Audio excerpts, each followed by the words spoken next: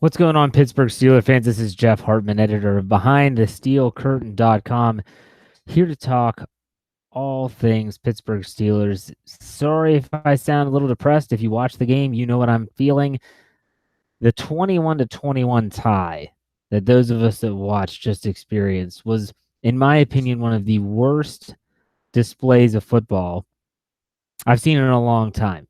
And I think what really is disappointing as I sit back and think about it, it's not the tie, it's not the Browns.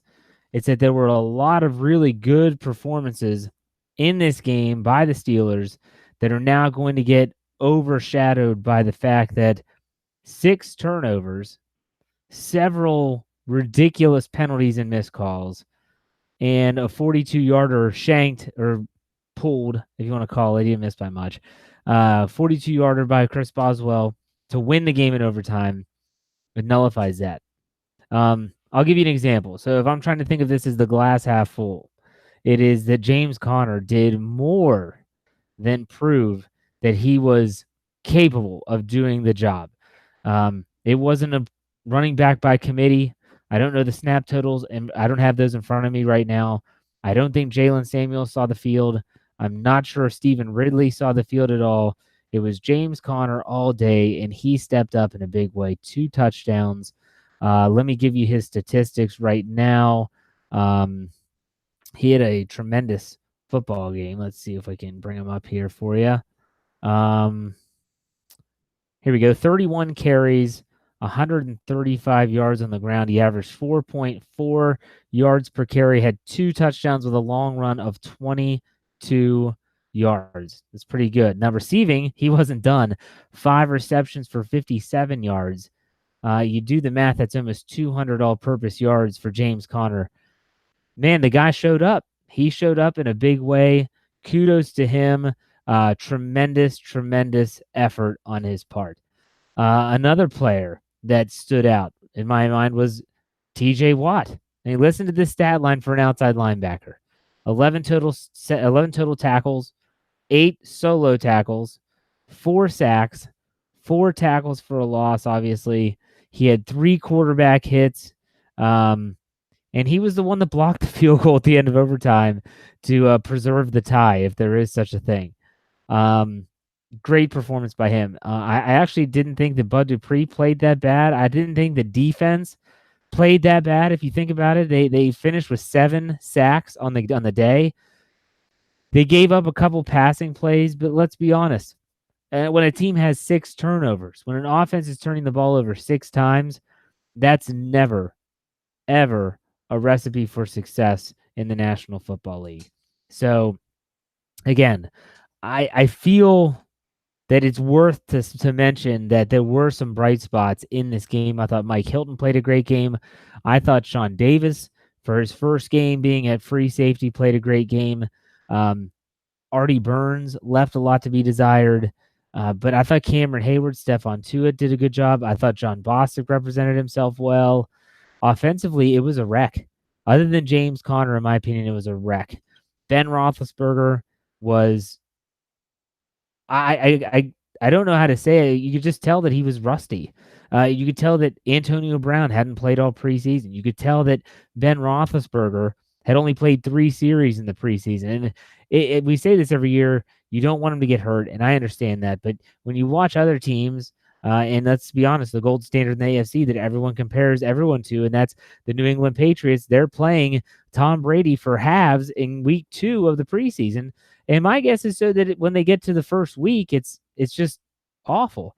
Now, I do want to mention that I thought penalties for both sides were atrocious. I thought the officiating was atrocious. Now, I'm not here to say, I'm not an apologist that's just going to say that everything went the Steelers' way and it went against the Steelers. And no, there were bad calls on the Browns. There were bad calls on the Steelers. But I will say there was one really, really bad call that, in my opinion, turned the entire tide in the game. Steelers are up 21-7, fourth quarter. There's a punt. Clearly hits Chubb's face mask. I'm talking about the running back for the Browns. It's recovered by Sean Davis on a very athletic, very good play. And it's challenged, and it's not overruled. What happened after that? Then they didn't score off of that. But the Steelers ended up getting the ball, and it was shortly after was the 2 turnovers in less than a minute. It was the Roethlisberger sack fumble. It was the James Conner fumble. I believe that was the sequence of events. That blown call by the officiating crew opened the floodgates, in my opinion, and it just got ugly from there. The Steelers were starting to find a rhythm on offense. They were starting to get going. But you know who else deserves criticism? And I was trying to be as active as I could during the game on Twitter, and I didn't see as much hatred, or should I say just anger towards Randy Fichtner. Maybe it's because it was his first game. But man, you have to understand everything that you did in the first half that worked, you stopped doing in the second half. Getting the ball to James Conner in space, utilizing different offensive sets, sending in the jumbo right there. Randy Fichtner's play calling in the end of the third, fourth quarter was not good. And so now, here's the thing.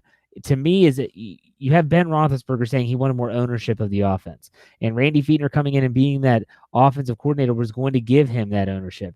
And so I wonder, this is what you wanted, Ben. This is the offense you wanted. When it doesn't perform well, you've got to own it. You have to own it. Period. I forgot to mention we're simulcasting this live on YouTube. If you didn't know we have a YouTube channel, you should go there. Type in to the search bar BTSC Steelers Radio. You can find us there for all our podcasts. But also we are simulcasting this live on our Facebook live feed. You can follow us on Facebook. Go to facebook.com/behind the steel curtain. Now, I will say the Browns defense, and I see several people on our Facebook feed that are talking about this, played a very good game. I thought that they put pressure on the quarterback. Myles Garrett looks like he is absolutely going to be a monster that everyone predicted that he would be when he was drafted first overall in Cleveland. Alejandro Villanueva had his hands full constantly. And they had to give him help more than one occasion. They had to send a running back to chip. They had to put an extra tackle over there. They had to put a tight end over top. And for the most part, they did a really good job getting them, help. But he still wreaked havoc. Couple sacks, couple fumbles caused. Myles Garrett's a monster. I don't know where to go from here. A lot of people are saying on the Facebook feed that Mike Tomlin deserves criticism. I guess anytime you lose a close game like this, you say that you can criticize the head coach, but you can't turn the football over 6 times. That's not Tomlin's fault. There was no real time management gaffe that I thought that was, oh my gosh, this is a red flag. Tomlin should have known better. Roethlisberger played bad. The costly turnovers. Boswell missing a 42-yarder. I know it was raining. I know the snap was kind of high on that play. You expect Chris Boswell, who just got a brand new contract, who was a Pro Bowl player last year, to make that kick. To win it, you can get into the locker room. You go back to Pittsburgh saying, hey, it was ugly, but it was a win. Now, this is what you have. You're 0-1. The last time the Steelers had a tie, it wasn't in week 1. It was back in the Tommy Maddox era. I want to say it might have been 2002 or 2001. It was against the Atlanta Falcons and Michael Vick at Heinz Field. If you remember, Tommy Maddox threw that deep bomb as time expired in overtime, and Plexico Burress comes down with the football, but the football is outside the end zone. His feet were in the end zone. It's ruled it's the end of regulation, end of the game, and they ended up tying. That was the last time the Steelers have tied in a game. So at this point in time, we'll open it up to some questions from the Facebook feed. For those that are watching on YouTube, I'll try my best to relay what those questions are to you so that you're not left in the dark and just hearing my answers. So if you're on our Facebook feed right now and you have a question, go ahead and fire away. I'll answer as many as I can before it's going too long. And so, a lot of people were talking about Mike Tomlin, and I understand that. Chris says there's too much talent for excuses. I don't think anyone's making excuses here. Everyone's saying they pretty much played poorly.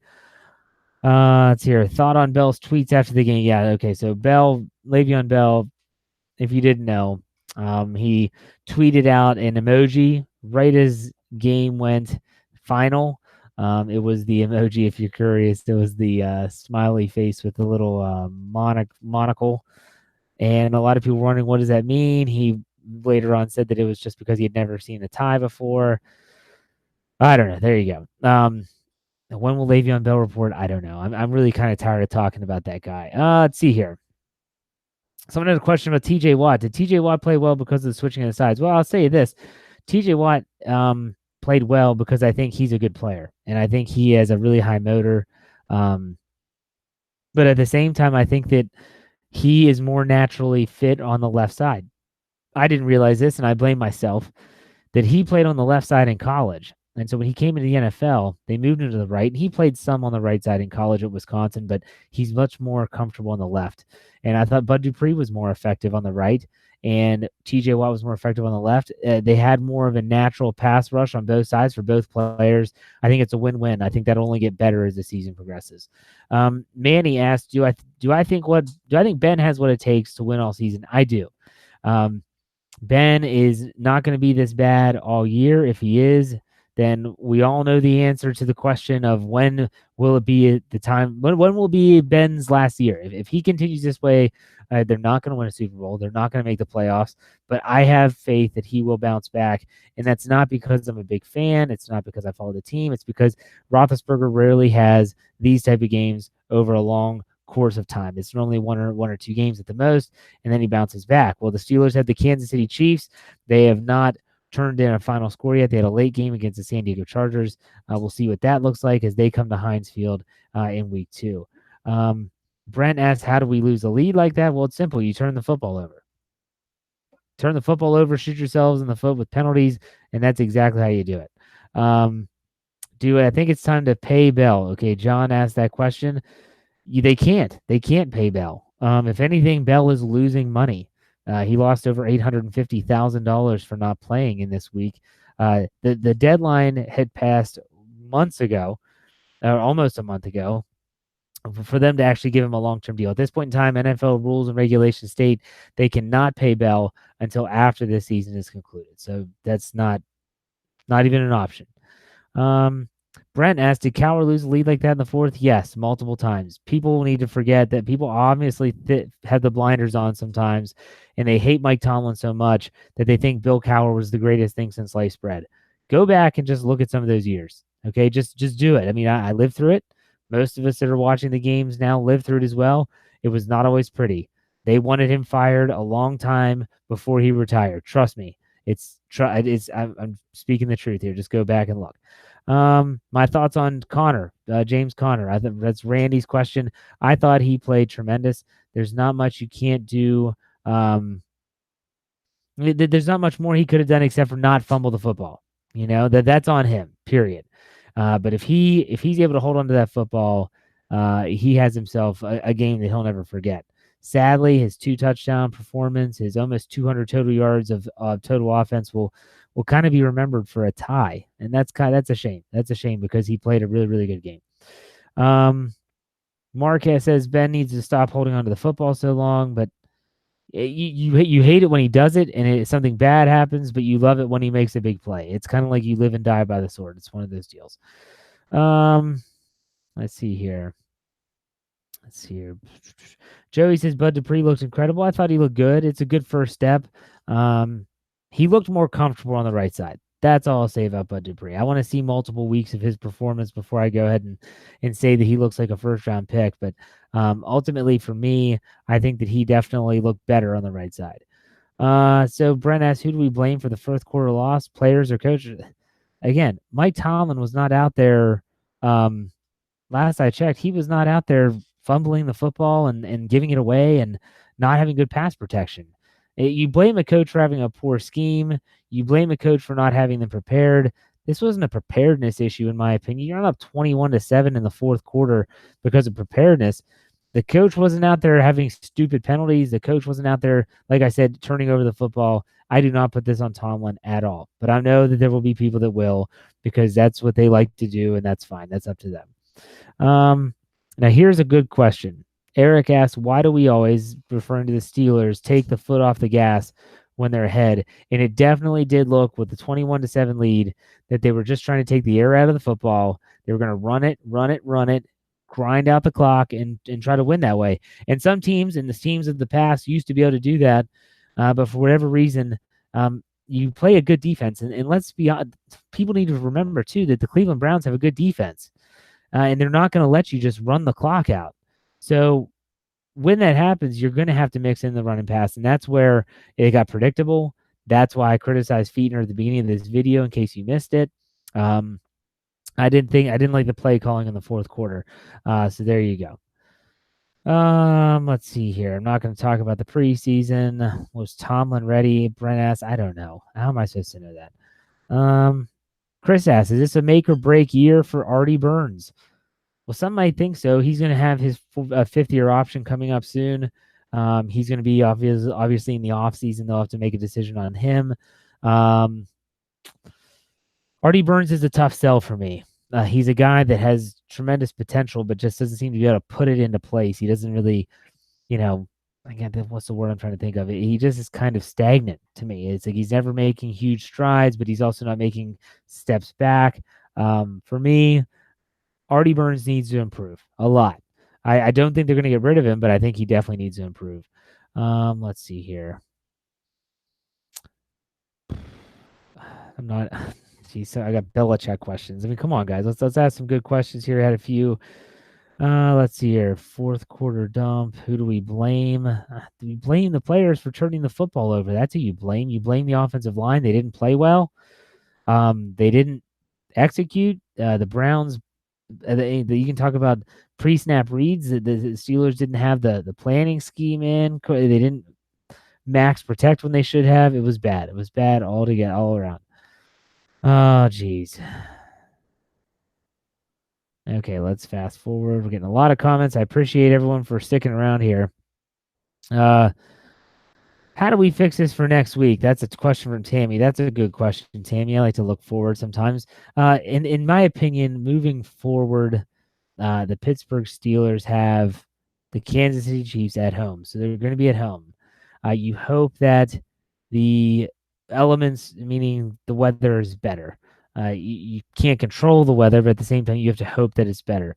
I think the concerning factor for me is the passing game. I thought the Steelers ran the ball well, especially early in the game, but ultimately it was the passing game that it just seemed out of sync. And I don't blame them. It's early in the season. And I mentioned how in preseason they didn't play a lot together, and that probably has a lot to do with it. But it's still really early. The Steelers have shown they can bounce back from early season poor performances. They easily could have lost this game. It ends up as a tie. Believe it or not, this tie will actually come back and probably help them at some point or the other, because rather than going into tiebreakers, a tie is better than a loss. And I know that sounds crazy, but it's the truth. Let's see here. Edmonds, someone brought up Terrell Edmonds. I thought he played an okay game. He did get the start, but Morgan Burnett saw a lot of action. Now let's talk injuries. Brent asked, how long is Joe Hayden out? Joe Hayden left the game with a hamstring injury and did not return. Hamstring injuries are tough. You just don't know. It could be slight hamstring, could be a severe hamstring. I don't know. It's one of those situations where you're looking at those are rarely 1 week injuries, a hamstring injury. So if that's the case, you're looking at multiple weeks, maybe 2 or 3 if he goes. As I said, the schedule in the first quarter is obviously they have the Browns this week. Next week on Sunday, they have the Chiefs. Then they have a Monday night game against the Tampa Bay Buccaneers. And then they have a Sunday night game against the Baltimore Ravens. So I would hope that Joe Hayden would be back maybe for the Monday night game, if not the Ravens game. But again, it all depends on the severity. I'm not in the locker room to know. Rex asked about Mike Hilton. I thought Mike Hilton played well. I thought that he is turning out to be a tremendous asset for this team, both as a blitzer and as a secondary player, and playing some really good defense on some really high-profile players like Jarvis Landry, who's a really good receiver. So there you have it. So you know what? I think this is a good segue here for us. The Pittsburgh Steelers tie, and it feels like a loss. Absolutely feels like a loss. But at the same time, it isn't a loss. And I mentioned this a few minutes ago. When it comes down to the end of the season, when you talk about playoff scenarios, when you talk about head-to-head matchups, AFC record, division record, this tie could be more valuable than you think. It doesn't seem like it right now. And the knee-jerk reaction is to, hate because they should have won the football game and didn't. But at the same time, we also have to think about big picture. Trust that the Steelers will get this together. Trust that the offense, who had a slow start last year as well, will not be this bad moving forward and for the rest of the year. You hope the defense, and this was a sign of things to come, holding a team to 21 points when you have 6 turnovers, a lot of those in your own zone. That's big. That's big. I thought the defense played well. So you know what you can look forward to is a lot of information coming at you the next few days, actually all week. We've been averaging roughly nine articles a day on behindthesteelcurtain.com. So if you don't check that every day, you certainly should, because you're getting the best Steelers coverage that you can anywhere, everything from film breakdowns to analysis to commentary to news, breaking news. So make sure you check out behindthesteelcurtain.com. Next week, Steelers Chiefs at Heinz Field in week 2. We will have a Steelers hangover show for you tomorrow night. On Wednesday will be the Standard is a Standard. Thursday night will be a preview show leading up to the game. We have a lot of good audio content, so stick to us on iTunes by searching the Standard on YouTube at BTSC Steelers Radio, and then also on Facebook. We appreciate all our Facebook followers. So we will see you next time. I'm Jeff Hartman, editor of BehindTheSteelCurtain.com.